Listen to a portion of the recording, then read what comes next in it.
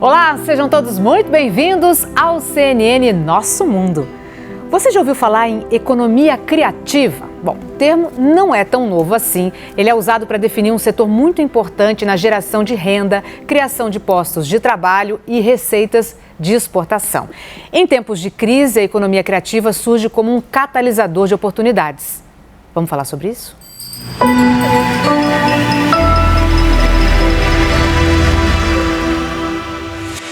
Então vamos lá, afinal de contas, o que é a economia criativa e como ela pode impulsionar o crescimento sustentável de um país?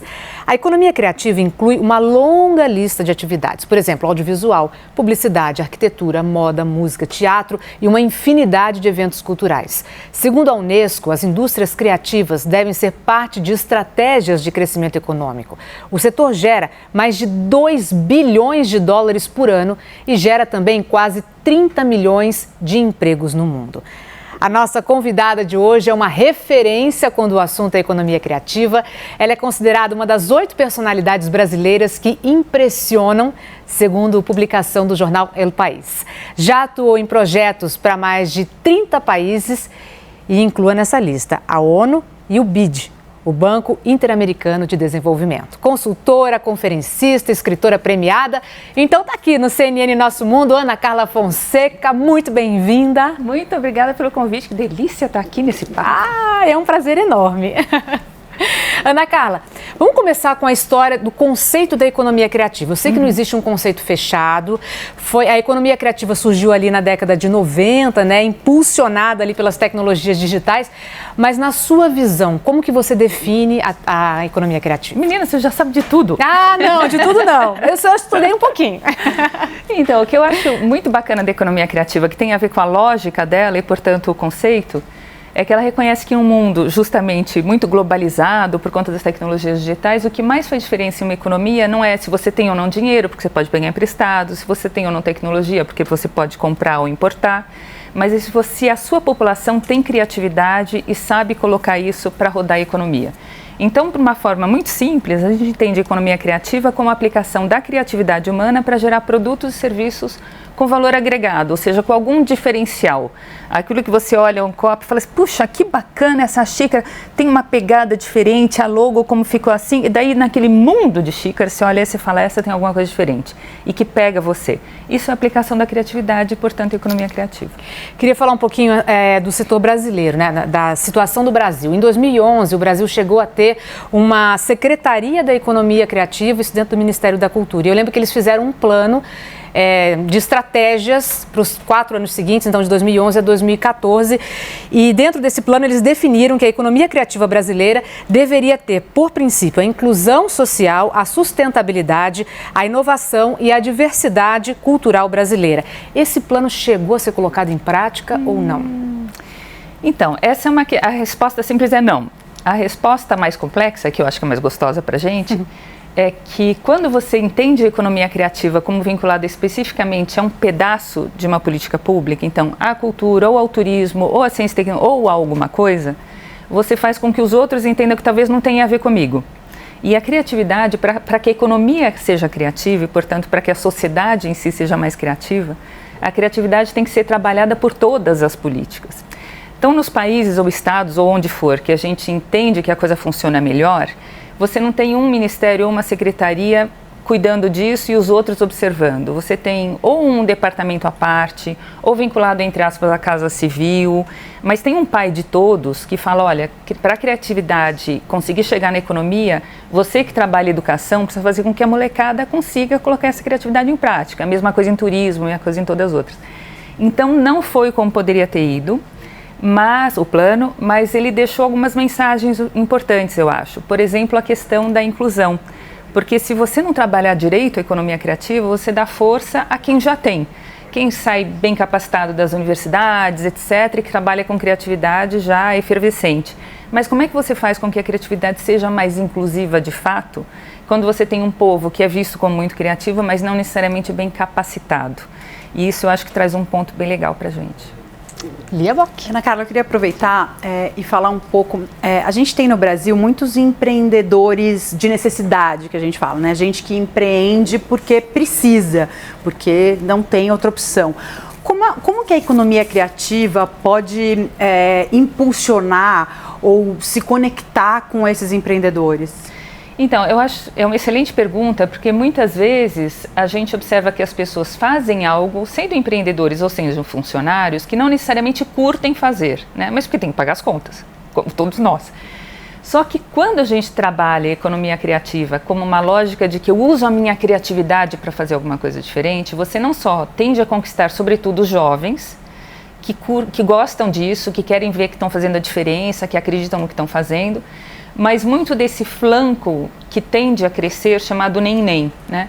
E que pega os jovens e os não tão jovens, né? Aqueles que vão se acomodando e que não sabem, querem trabalhar e também não se animam a estudar, etc. Quando você mexe com a criatividade das pessoas, você tende a trazer um diferencial a esses empreendedores e a despertar outros que ainda não sabem direito o que querem da vida, sendo jovens ou não tão jovens, a fazer algo que às vezes eles falam, olha, eu não sei direito como é que eu vou pagar as contas lidando com música ou com audiovisual ou escrevendo, mas eles botam tanta paixão no que fazem, vão se capacitando tanto ao longo do caminho que eles acabam descobrindo novos nichos, em especial por conta das novas tecnologias, né, que abrem oportunidades ainda inauditas de trabalho.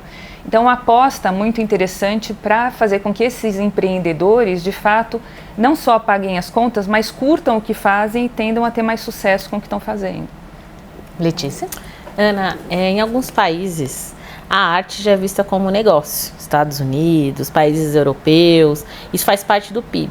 No Brasil, quando a gente pensa em arte, em cultura, criatividade, parece sempre no campo do entretenimento e não do dinheiro de fato. Queria que você explicasse pra gente qual que é o entrave que o Brasil tem ainda hoje, porque a gente falou de criatividade, o brasileiro é um povo criativo, muita gente empreende por necessidade, mas como olhar para isso, o que está faltando e ver, não, isso é um negócio, isso é dinheiro, né? Isso entra na nossa economia.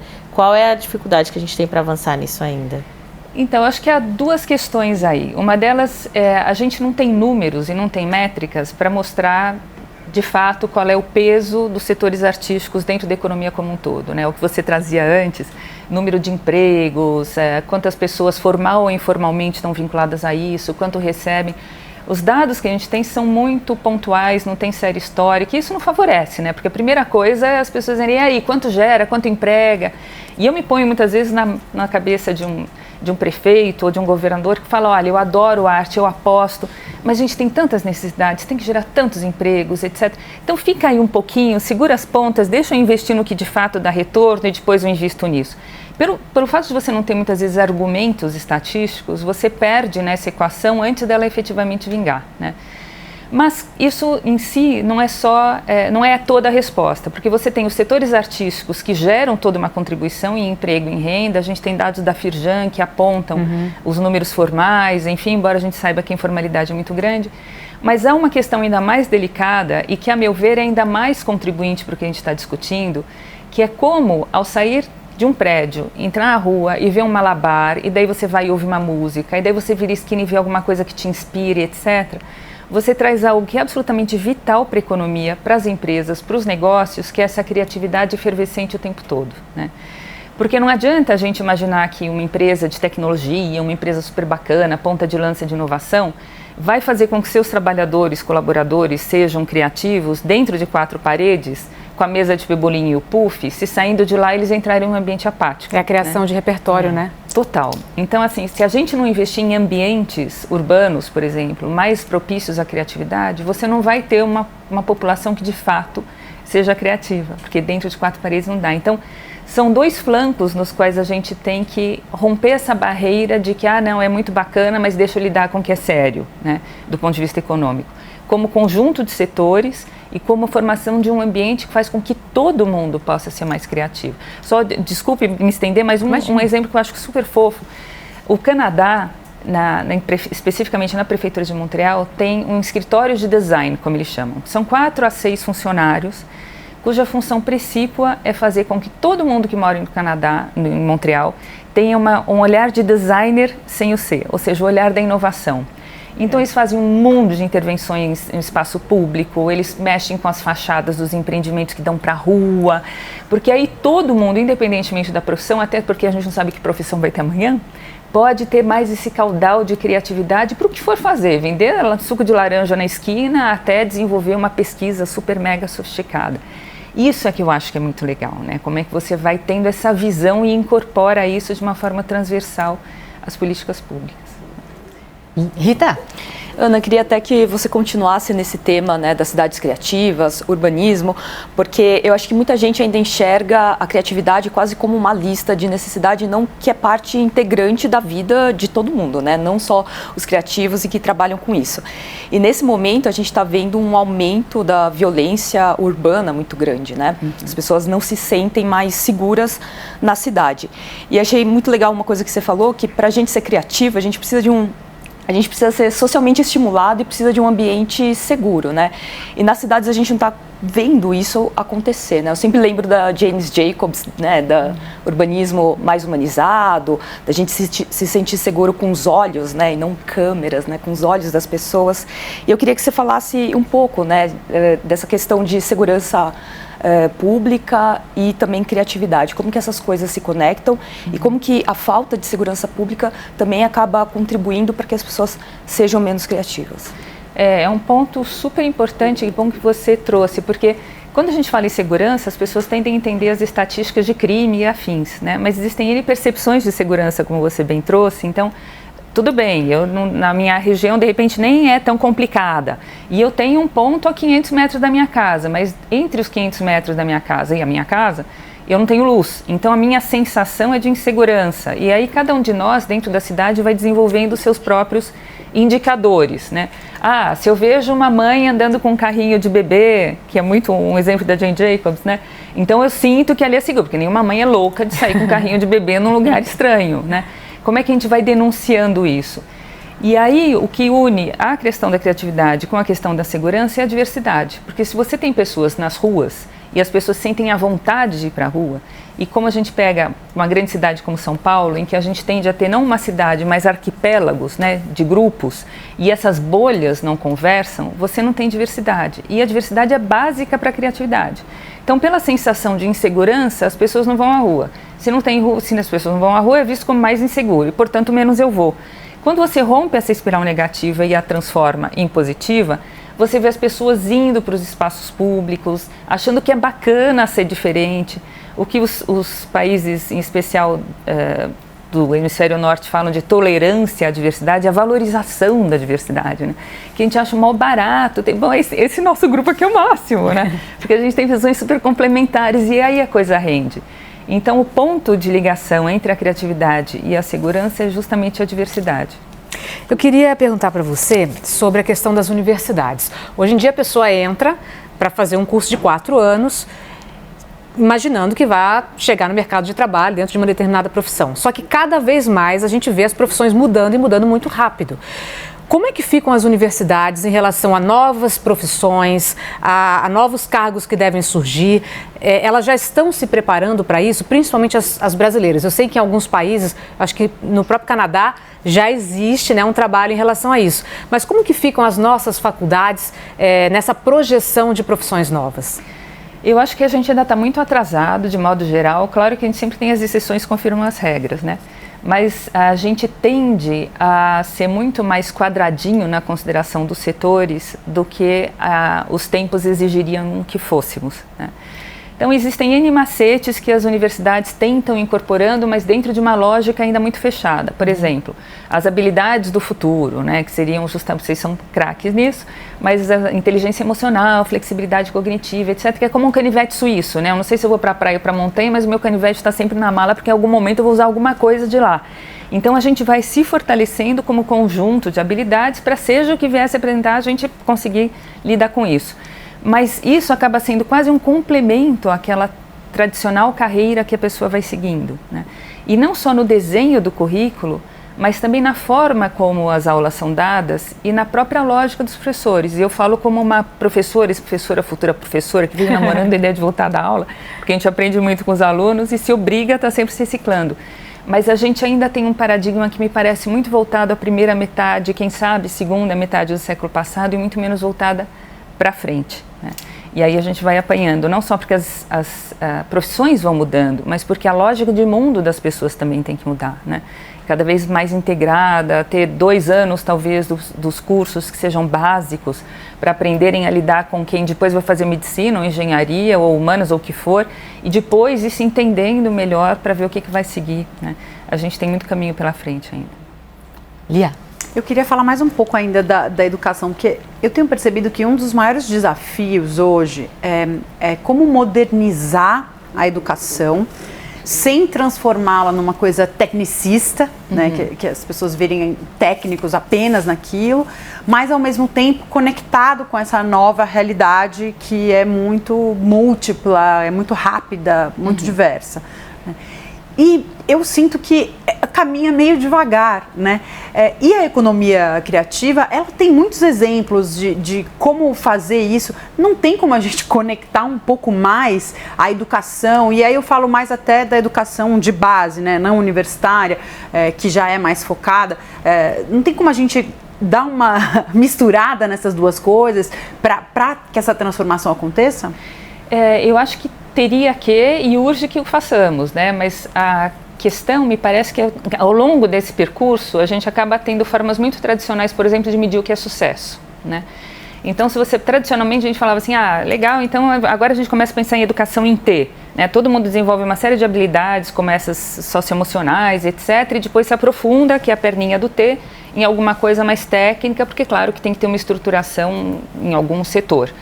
Daí, não, então em vez de um T, agora a gente vai pensar num pente, que tem ali também as várias habilidades e daí os vários dentinhos do pente, porque eu adoro mexer com tecnologia, mas também, nossa, sou viciada em gastronomia e de repente juntando os dois eu vou saber lidar com uma gastronomia vinculada a ortomolecular, sei lá eu. Mas a questão é que tudo bem, eu sou tudo isso, e daí quando eu chego eu tenho que fazer um Enem e depois eu tenho que fazer um pré-vestibular. Como é que a gente vai criando coerência nesse esquema, né? Como é que a gente vai conseguir avaliar essas crianças e esses jovens depois a partir de métricas que são tão mais restritas? Então, para que esse encontro, que é tão urgente, né, ocorra, a gente precisa mexer em todo o sistema. E não só falando, beleza, vamos ser cada vez mais criativos, mas a propósito, quando que o Brasil foi descoberto, né? Então, existem descompassos dentro desse esquema. A minha esperança, tendo um filho pequeno também, é que quando ele for maiorzinho, a gente já não tenha mais esse gargalo tão ríspido, né, no meio do tem caminho. outros países que estão conseguindo fazer isso mais, você acha? Então, tem os tradicionais, né? Então, A Finlândia, cada vez mais avaliação, misturando idades, misturando olhares, é muito mais por percurso do que efetivamente, mas a Finlândia é pequenininha. Mas por que a gente não começa, de repente, de forma modular, né? E daí você tem os nossos casos brasileiros, mas o Ceará, mas o Espírito Santo, beleza, fantástico, lindos, maravilhosos, inclusive do ponto de vista de inclusão. Mas será que a gente também não está nas mesmas métricas, né, que a gente antes achava que seriam ser mudadas? Então você tem exemplos de a Escola da Ponte, outras tantas, mas são marginais, né, frente ao que a gente deveria mudar, em especial no ensino público. E somando-se a isso, a gente sabe que tem desafios de uma merenda de 37 centavos, do século XIX, XX, XXI, com desafios que se somam. Então, a gente deveria rever muitas coisas, mas se for para pensar em uma, para a gente poder dar prioridade, eu sugeriria, não sendo uma especialista em educação, mas sim em economia criativa, que a gente tentasse mexer nas métricas de avaliação, ao mesmo tempo em que a gente tenta mexer na forma como o ensino é dado, né? Letícia. Ana, queria voltar no ponto da diversidade, da inclusão que a gente falou aqui. A gente sabe que nas periferias, nas comunidades, nas favelas, é um celeiro de inovação, de criatividade, de gente transformando, criando, fazendo de fato uma economia local girar ali, né? Afetando diretos e indiretos.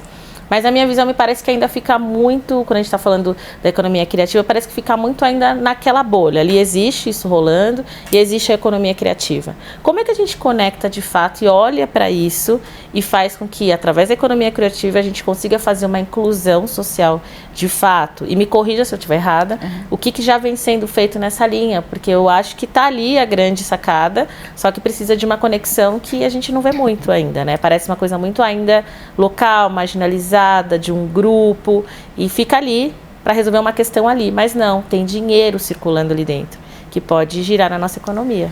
Totalmente. A gente, primeiro que eu acho que falta é olhar, né? É a gente romper essas bolhas para entender o que está acontecendo e a partir do momento que a gente vê essa efervescência toda, que é real como você traz, a gente reconhecer que não é que a gente precisa dar uma ajudinha porque a turma lá está precisando, mas sim o que a gente pode aprender a partir do que essa turma está fazendo, né?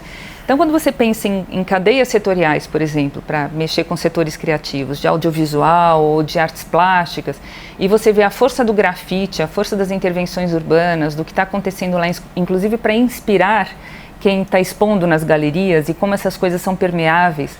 Quando você mexe com gastronomia e vê tudo que rola em gastronomia periférica e como isso vem aquecendo os circuitos tradicionais dos restaurantes, você percebe que essa potência toda, na verdade, não é que esteja num passo baixo de um vaso comunicante, então você precisa ajudar a turma para ir subindo, mas sim que você tem ali encontros a serem promovidos para todo mundo subir junto, porque tem coisas muito complementares. Mas eu acho que falta esse rompimento de bolhas que paulatinamente vem ocorrendo. Para falar em gastronomia, por exemplo, em Belo Horizonte eles têm uma iniciativa incrível chamada Circuito Gastronômico das Favelas, em que anualmente, agora pós-pandemia, eu imagino que ainda que esteja sendo retomado, as grandes criações de receitas, de se virar nos 30 e fazer aquelas coisas incríveis, com pouco faz uau, uma coisa de lamber, né, os beijos falando, eu quero. E daí as pessoas de todos os bairros vão acompanhar o que está rolando ali, porque falam, caramba, olha só, em vez de ter que ir para Vila Madalena, eu vou ali ver o que está acontecendo.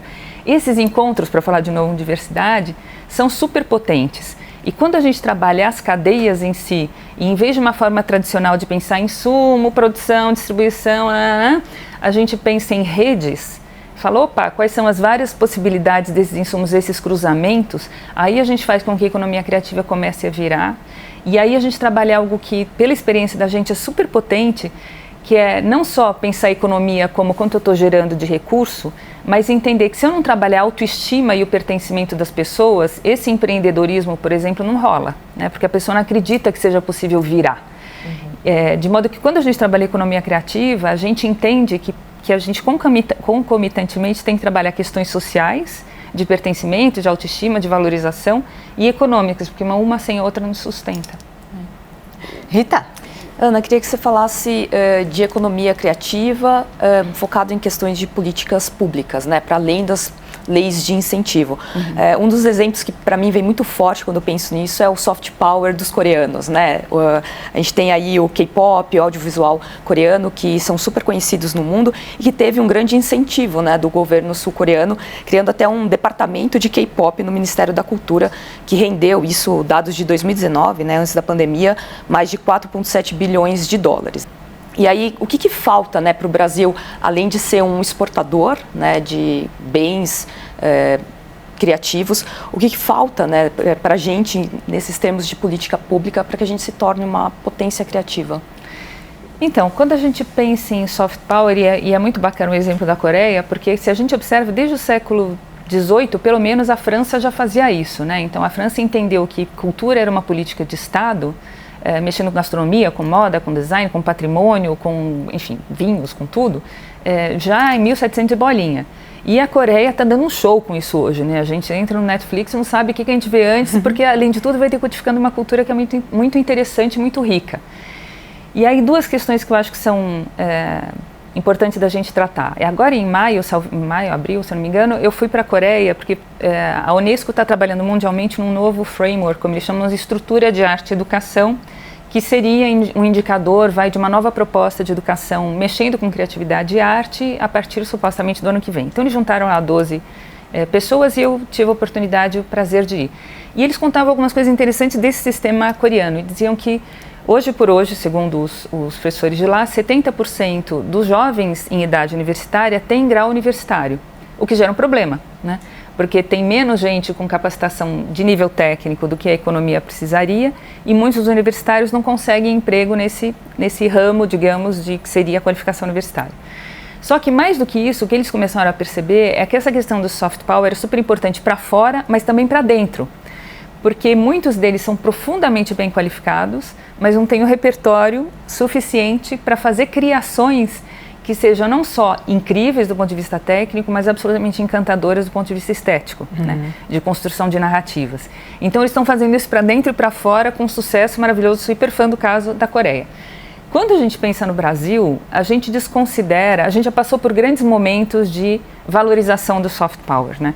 Eu me lembro, no início dos anos 2000, até 2003, o Itamaraty fazia um levantamento junto às repartições consulares do Brasil nos países de maior interesse estratégico no exterior, em que eles separavam primeiro por categorias, então esporte, cultura, direitos humanos, o que fosse, e eles colocavam pauta positiva, pauta negativa, avaliação neutra, que era informação, crédito, enfim, serviço. E o que mais se destacava em termos de geração de conteúdo positivo, portanto de atributos positivos para o Brasil, mais do que esporte, era a cultura. Né? Depois eles pararam de fazer isso, eu imagino que não tenham substituído por mais nada, assim como, a meu ver, dentro das políticas públicas não foi substituído por muito mais do que isso. Né? E agora eu creio que a gente esteja numa retomada, até por tudo que a gente vem ouvindo dos colegas de fora, de interesse em redescobrir esse Brasil que investe também muito em bioeconomia, em economias verdes, em descarbonização, na valorização da diversidade. Então, assim, a gente está vivendo um momento em que o mundo está dizendo para a gente, beleza, as más notícias a gente já sabe de cor e salteado. O que vocês contam de bacana que está acontecendo? Cadê o nosso Brasil, né? Que eles querem ouvir. E eu acho que isso vem demandando a nós todos que revalorizemos e investamos nessa questão do soft power, que é de fato muito potente. E eu conheço poucos países com tanta coisa para mostrar como que a gente vem fazendo, inclusive muitas vezes a revelia das políticas públicas. Né? Quero trazer aqui um conceito que você conhece como ninguém, que é o das cidades criativas, né? Você fala muito sobre isso, sobre inovação, solução de problemas, conexões. A gente tem aí como exemplo, queria citar um exemplo dos Emirados Árabes, né? Que estão aí fazendo vários investimentos públicos numa projeção de futuro, já que eles sabem que os recursos do petróleo já são limitados, então eles precisam investir agora. Como é que fica o Brasil? Como é que fica a gente para planejar cidades criativas? Quais são as nossas dificuldades? Precisa do setor público? Precisa da junção com o setor privado? Como é que é isso? Ai, que maravilha! Você já respondeu. Não. Eu só introduzi. Então, é muito bacana porque a gente já viu os casos mais prosaicos de cidades que buscam se transformar a partir da criatividade, né? Então, assim, primeira questão é quando falar cidade criativa, que é um tema que a gente trabalha muito, a cidade é tão mais criativa como mais criativos forem os seus cidadãos, né? Então, na verdade, os criativos são os cidadãos. E a rigor, para a cidade ser criativa, todo mundo poderia ser mais criativo do que já o é, né? Que é uma utopia, mas é uma linda utopia, porque quanto mais a gente corre, mais a gente vai se aproximando dela. Agora, cidade criativa, a gente imagina que tenha sempre 3 eixos, né? Você trouxe 2 deles muito bem. O primeiro deles é de inovação. Os Emirados Árabes investem pra caramba em inovação. E inovação não só super, mega top, inovação tecnológica, mas muitas vezes inovações sociais. A inovação ao comprimento da sua perna, né? Então, às vezes você vai numa pequenininha cidade, 5 mil habitantes, e eles dão um nó em pingo d'água e conseguem fazer, e mexem em placa solar, né? Você fala, caramba, olha só como a turma se reinventou, e não depende da quantidade, da escala da cidade. Mas essas inovações que fazem com que a cidade vá se reinventando, né? As conexões, e aí a gente tem uma questão bem mais delicada conforme o contexto, inclusive social e político, né? Porque conexões são conexões entre áreas da cidade, a gente falava um pouco sobre isso, mas também entre o público, o privado, a sociedade civil, até que ponto as pessoas têm voz, né? Para poderem se colocar e participarem dessa construção. E cultura, que é aquela vibe da cidade, né? Aquele pique, você fala, Rio de Janeiro tem uma sensação, Belo Horizonte tem outra sensação, Recife tem uma terceira. Que os romanos antigos diziam que cada cidade tem o seu espírito, né? O que eles chamavam de genius loci, que eu imagino que tenha dado origem, inclusive, ao nosso padroeiro, né? Que é aquele santo protetor, aquele espírito guardião. E a gente sente isso, né? A gente chega num lugar, a gente sente mais ou menos à vontade e tal. Isso é muito o lance da cultura. Então, quando você pensa em Emirados Árabes, por exemplo, eles vão investindo demais em tecnologia, vão investindo bastante em algumas conexões, em especial de infraestrutura, mas precisa trabalhar o aspecto mais soft também da questão, né? No Brasil, a gente tem algumas pequenas cidades que se sobressaem. Então, por exemplo, Santa Rita do Sapucaí, lá no sul de Minas, né? Vale do Silício brasileiro, Vale da Eletrônica, etc. E percebem já há vários anos que não adianta só ser um vale da eletrônica, mas cadê a cultura da coisa? Então, eles incentivam, por um trabalho super bem articulado entre a prefeitura e a sociedade civil, ao que os cidadãos lá comecem a mexer com o seu voluntariado, vão lá tocar música na praça, organizam um hackear a cidade, e vira uma efervescência. Já há vários anos, Santa Rita do Sapucaí, menos de 50 mil habitantes, recebendo gente de tudo quanto é lugar do mundo para vivenciar aquele contexto de uma cidade que a gente está aqui mexendo com eletrônica e olha lá e tem um cafezal ainda, né? E ao mesmo tempo, claro, as nossas grandes cidades. Mas a questão de governança, que você trouxe muito bem, a gente conhece casos muito diferentes em que, por exemplo, Paraty, né? Toda a transformação, que Paraty sempre foi um biscuit, mas foi, entre aspas, redescoberta, surgiu muito por querer da sociedade civil, né? Da Casa Azul, que é uma associação que se formou, que foi lá e acendeu o palitinho de fósforo e falou, opa, aqui eu acho que tem luz, né? Mas se dentro dessa luz que se forma não vierem outros para trazer mais oxigênio, esse palitinho de fósforo não vira uma fogueira, né?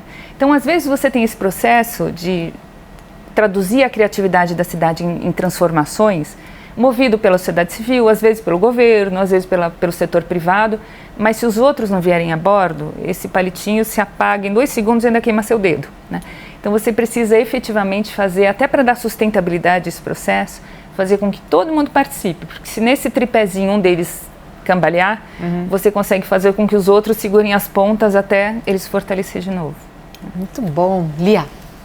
Ana, eu imagino que para essa efervescência que você fala, seja muito importante alguns tipos de incentivo públicos que fomentam, por exemplo, festivais, encontros, né? São facilitadores, né? É um dinheiro que cria um setor, né? Mas ultimamente a gente tem visto uma demonização, por exemplo, das políticas públicas, como a Lei Rouanet, que virou quase palavrão, né? No Brasil. Eu queria entender como que você vê essas políticas e como é que a gente pode pegar exemplos de outros países onde elas realmente têm uma função hiper importante e botam aí não só o setor da cultura para ferver, mas incentivam todo esse outro lado, por exemplo, da cidade criativa, até de turismo, né, que acende vários fósforos aí, como você falou. Então, a questão da organização de atividades que congreguem todo mundo, em especial no âmbito das cidades, é absolutamente vital, né? Eu me lembro da primeira edição da Virada Cultural, em que o Calil, ainda quando era secretário, dizia o aspecto mais importante da virada não é nem só o cultural, mas talvez seja mais o social, né? Porque a gente, talvez pela primeira vez, visse jovens de 16, 17, 18 anos que tinham a mesma idade, moravam na mesma cidade, mas nunca tinham estado juntos no mesmo lugar, né? Ao mesmo tempo. E gente que talvez nunca tivesse ido ao centro, fosse de classe A+ até classe E-, né? Mas que acudiram àquele espaço. Então, isso é hiper importante. Daí as pessoas falam, mas é um dinheiro perdido, porque você bota lá, o pessoal se diverte durante 24 horas, depois não fica nada. Não fica nada para quem? Opa! Né? Então, essa... Eu me lembro até hoje, eu assisti Carmina Burana em frente à Estação da Luz à noite. Pois é. Quando você vai para a Estação da Luz à noite, né? Daí você fala, essa é a minha cidade, não, olha que bacana, vem cá, quer cerveja? Vou tomar cerveja. Então, isso gera um amálgama social e uma possibilidade de você apostar que as coisas vão virar, que não é mensurável, né, de forma estatística, a gente não tem indicadores sutis o suficiente para pegar isso, mas que trazem uma repercussão incrível. Junto com amigos de uma empresa chamada Asas, a gente criou, para um exemplo, um negócio chamado calculadoracultural.com.br. E a gente falou, como é que a gente ajuda as pessoas que fazem cultura a entender o impacto daquilo que elas estão produzindo? Porque às vezes falam assim, qual é o impacto econômico do seu projeto? A pessoa nem sabe o que é impacto econômico, como é que eu meço esse troço, né? Eu sou uma ótima artesã, mas não sei nada de impacto econômico. Então a gente vai traduzindo isso. Mas aí, ao final desse cálculo, a gente falou, caramba, mas a gente corre o risco de penalizar aqueles projetos que têm um impacto social incrível, mas talvez a gente não tenha instrumentos para medir o impacto econômico, né? Porque se eu chamo muitos turistas, um Rock in Rio, assim, é claro que você tem um impacto econômico estrondoso.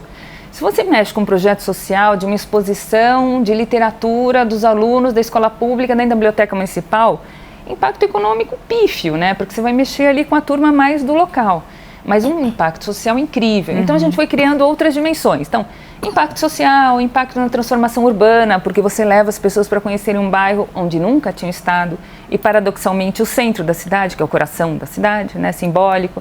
Foi mexendo com várias outras dimensões. E, no final, a gente chegou a uma lógica tão bacana, porque as pessoas escreviam para a gente dizendo, poxa, que legal, eu cheguei à conclusão de que o meu impacto econômico é pífio, mas que eu tenho aí um potencial de fazer com que as pessoas sintam bem, que é muito gostoso, né, de uma cidade que era nano, né? Então a gente percebe que essa conscientização da gente pensar de uma forma muito mais sistêmica do que setorializada, é hiper importante. E aí, quando a gente fala de leis de incentivo, o que me preocupa é assim, a Lei Rouanet é super importante para N projetos, né? Para o que é contemporâneo, para o que é pesquisa, para o que tem impacto social, mas não necessariamente impacto econômico. Só que é uma lei que foi criada há muito tempo e que infelizmente não foi sendo atualizada ao longo desses anos, né? Então, bacana, como é que a gente consegue aprimorar um instrumento em vez de jogar, como se fala, né, o bebê com água suja? Como é que a gente aproveita esse arcabouço todo que foi sendo construído, que é inveja de muita gente em vários países, e que a gente sabe que induz, inclusive economicamente, ela gera mais impacto do que o dinheiro que é colocado nos projetos, né, por estudos que foram feitos pela GV e outros institutos, mas a gente não tem a divulgação disso da devida forma e a gente não tem, de fato, uma atualização da lei que permitisse fazer com que tá redondinha, vamos em frente. A ideia é muito mais fácil você demonizá-la do que você aproveitar tudo que já foi construído nas últimas décadas para deixá-la mais redonda que a gente espera que venha a ocorrer agora. Letícia? Ana, a gente acabou de sair aí da pandemia, né? Saímos ou não saímos, enfim, mas a pandemia, principalmente no setor cultural, foi um dos setores bem impactados, né? A gente viu tudo paralisado, mas também um momento de muita reinvenção, né? E crise é oportunidade. Então, tivemos as lives, os streamings, o pessoal fazendo aí quase uma economia solidária para ajudar os trabalhadores do setor. E agora voltou. E saiu um boletim sobre economia criativa do Observatório Itaú Cultural, que observou com dados aí da PNAD que em 2022, esse ano, a gente registrou mais de 7 milhões de trabalhadores ocupados nesse setor cultural aí, gerados pela economia criativa. Então, é um setor que, né, a gente está falando de diretos e indiretos. A gente está num momento de crise, só precisando de emprego, a gente precisa gerar mais empregos. Na sua visão, a economia criativa pode ser uma solução e uma saída para momentos de crise também, nessa geração de empregos, seja diretos ou indiretos? Ah, totalmente, eu aposto nisso, mas dentro daquela lógica que vocês estavam trazendo desde a sua primeira colocação, que é da inclusão, né? Como é que a gente vai fazendo as pontes e não só fazendo sempre as mesmas apostas. Porque quando você quebra esses dados de crescimento, de decréscimo, o que a gente acompanhou durante a pandemia foi que aqueles setores que eram mais próximos à digitalização nadaram de braçada, né? Então, audiovisual, mesmo música, etc., maravilha. Profissionais de TI foram bem incluídos super, também. Né? Aliás, disputados à tapa, né? Sim. Porque está faltando gente. Mas aqueles que dependiam muito do encontro, né? A arte do encontro, artes cênicas, grandes espetáculos, apanharam muito, né? E ainda apanham para se encontrar, porque claro que você tem subterfúgios, vai lá e faz uma apresentação online, etc. Mas eles acabaram, e esse é um reconhecimento que eu acho que todos nós fazemos, eles acabaram ajudando muito mais do que sendo ajudados, né? Inclusive por conta de várias restrições que a gente acompanhou do ponto de vista de políticas públicas. Então, o que tinha de gente que ia fazer live de graça, não tinha monetização, etc., mas sabia que aquilo era importante, e quando a gente acompanha os estudos de bem-estar ou de saúde emocional, a gente percebe que muitas pessoas confiaram pra caramba nesse conteúdo. Então, eles trabalharam, entre aspas, de graça, para ajudar os outros e não foram condignamente remunerados. Muitas dessas pessoas, inclusive, tiveram que migrar para outros trabalhos e acabaram falando, bom, então tchau, né? Agora eu já me acomodei nesse, não vou mudar de novo. De forma que alguns dos setores acabaram sendo mais penalizados, inclusive, por conta das migrações de quem estava neles, que já eram pessoas raras, e acabaram indo fazer outra coisa. E isso nos deixa alguns aprendizados. O primeiro deles é esse da inclusão, né? A gente não consegue sustentar as cadeias se tiver elos muito frágeis. Então, como é que a gente vai formando, por exemplo, você conversa com qualquer pessoa da área de artes cênicas ou de exposições visuais, eu preciso de um eletricista que seja muito craque naquela forma de iluminação, eu preciso de alguém que entenda de música até não poder mais nesse tipo de ambiente que ao mesmo tempo não tenha repercussão na forma do material da minha escultura. São pessoas de uma capacitação técnica, mas que têm uma sensibilidade dentro dos setores criativos, em especial, fora do comum. E as pessoas, muitas vezes, que têm essas atribuições técnicas, não entendem a preciosidade do que está aberto para elas, né? Você vai em gastronomia, a mesma coisa, a gente falou disso, mas quem resiste a falar em gastronomia? Não tem como. Mas quem mexe com punks, quem vai dando esses nós em pingo d'água, né? Os concursos entre merendeiras de escola, que vão gerando toda uma efervescência. O Peru, por exemplo, fez toda uma reestruturação do país a partir da cadeia da alimentação, que mexia desde restaurantes mais sexy de Lima, super, né? Nossa, é cidade criativa de gastronomia, um dos polos pela Unesco, mas mexendo com toda a cadeia, indo até o agricultor que está trabalhando, mexendo com centenas de tipos de tubérculos que eles têm e que era hiper mal remunerado porque era esfolado na distribuição. Daí, a partir do momento que você começa a dar mais visibilidade para a cadeia como um todo, nossa, aquele senhor que planta batata vem participar da maior feira em que vai um monte de estrangeiros lá, ele nem fala espanhol porque fala quicho e tal, e a gente obviamente não fala, e daí vai se comunicando pelas mãos e ele vê que de repente você, que chegou sei lá de que planeta para ele, tá lá apaixonada por aquele milho azul. Uau, milho azul, como é que eu faço esse milho azul? Então isso de mexer com a autoestima e etc., se dá quando você vai revelando os elos da cadeia.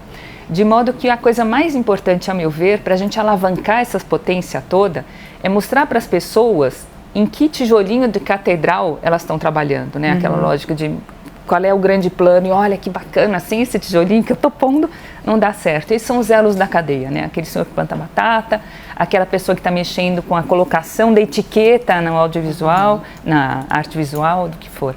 Mas eu acho que aí a gente começa a desvendar esses vários caminhos que hoje por hoje as pessoas não veem como sendo delas, né? Rita?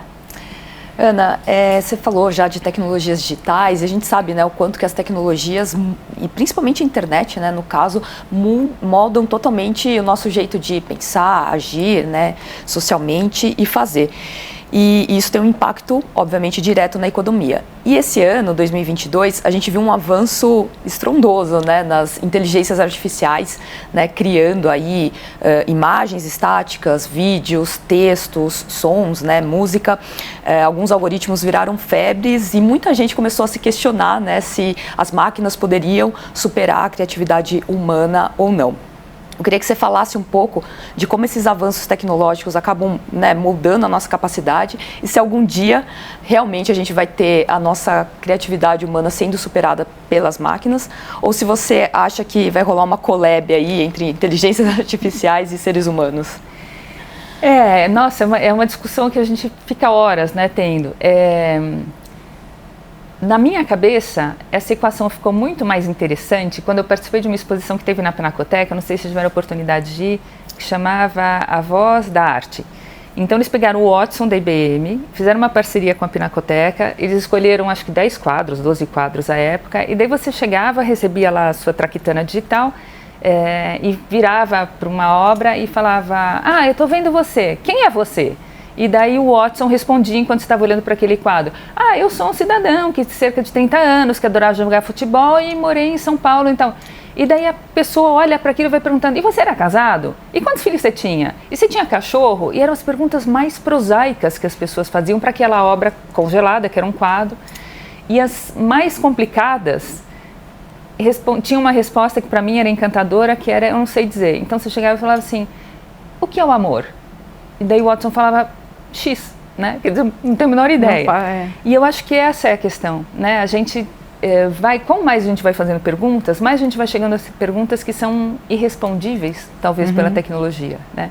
E eu acho que isso dá o tom muito da criatividade, né? Você pode fazer uma composição inspirada na lógica seguida por Beethoven ou o que for, ou pintar um quadro lá, sei lá, mas e a empatia, e essa honestidade do eu não sei, do vem cá, vamos pensar junto, isso eu acho que não vai rolar, né? Pelo menos eu espero que não role e eu acho que a gente faz uma aposta quase segura de que não venha a rolar. Mas o amplo espectro que essas tecnologias abrem para a gente, inclusive para a gente ter a desenvoltura de reconhecer que a gente pode perguntar o que é o amor, né? Eu acho que quanto mais a tecnologia avança, mais de fato ela tende a resgatar na gente o que é humano e a gente ir escamoteando porque tem que parecer inteligente, sabe? E isso quando a gente fala de economia, quando fala de cidade, quando fala de sociedade, eu acho que é absolutamente vital, né? A gente voltar a falar, putz, que bacana, eu sou humano, né? Ana, eu queria falar sobre sustentabilidade. É uma pauta cada vez mais urgente no mundo todo e o Brasil está ali sempre no foco, né? Principalmente quando o assunto é o desmatamento e o aquecimento global. Como é que entra a sustentabilidade na economia criativa ou vice-versa? A economia criativa na sustentabilidade? Então, a meu ver, a sustentabilidade precisa muito da criatividade humana para conseguir ser posta em prática, né? Então, quando a gente fala de bioeconomia, de economia verde, descarbonização, a gente está inventando novos modelos de negócios, novas formas de ver o mundo. E se a gente imaginar a economia criativa naquela lógica de como é que eu pego a criatividade e crio produtos e serviços, a gente vê que há, eventualmente, dois grandes eixos, né? Tem o eixo das artes e da cultura, Então, aquele grande pintor, né? Aquele cara genial, que depois de 40 gerações vão entender como genial ele era. E ciência e tecnologia, que é o outro grande flanco de criatividade humana. Digamos, os dois lados do cérebro, que na verdade são um só.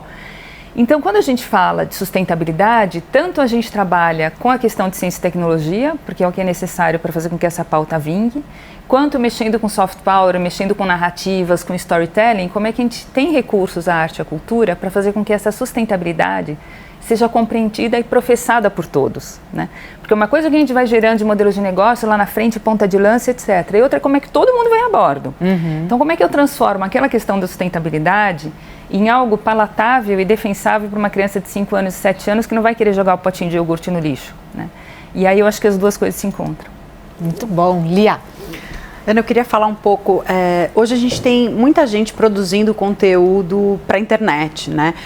Gente que começa por diversão e acaba encontrando ali um negócio, ou gente que já desde o começo está investindo nisso como um negócio, né? Tendo que gerir. Como que você vê esse setor de produção criativa que envolve desde milionários até gente que está dando gás ali para ver se consegue alguma coisa, assim? Como é que você enxerga esse setor aí da economia? Eu acho que eu não sou especialista no tema, mas eu entendo como um novo Velho Oeste, sabe? Em que você tem muito campo pela frente, que você já mostra que tem muita coisa acontecendo, mas que virou uma coisa em que todo mundo acha que descobriu a fórmula mágica. Então, bacana, eu vou lá ser uma influencer, eu tenho 12 anos e eu vou ali virar a próxima...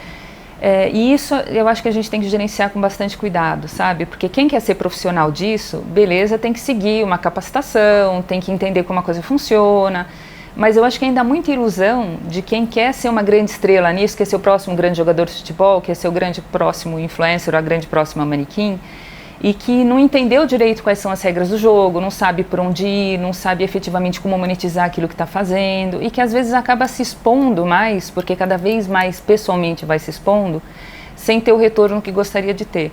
Então eu acho que é um campo com muita coisa para trazer, porque efetivamente é uma mudança de paradigmas, né, que a gente está vivenciando, mas que a gente tem que cuidar para que as pessoas não sejam iludidas com muita esperança, em especial os mais jovens que talvez ainda não tenham um raciocínio crítico suficiente para entender o que é pessoal e o que é profissional. Letícia?